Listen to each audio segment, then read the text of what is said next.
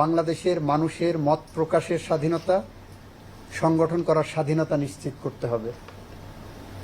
বাংলাদেশ আওয়ামী লীগের গুটি কয়েক নেতা কর্মীরা এমনভাবে অপরাধে জড়িয়ে পড়েছিলেন, কর্তৃত্ববাদী সরকার এমনভাবে অপরাধে জড়িয়ে পড়েছিলেন, এ ব্যাপারে কারোর কোনো দ্বিমত আপাতত দেখি না।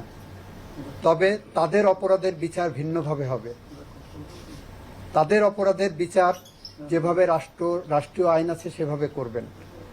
সেই অপরাধের বিচারের সাথে ওই সংগঠনের নিবন্ধন বাতিল করতে হবে, এটাই সরকার মনে করে না এবং সংবিধান সমর্থন করে না। মুক্তিযুদ্ধের চেতনা সমর্থন করে না, প্রথম মুক্তিযুদ্ধ, দ্বিতীয় মুক্তিযুদ্ধ কোনো চেতনায় সমর্থন করে না।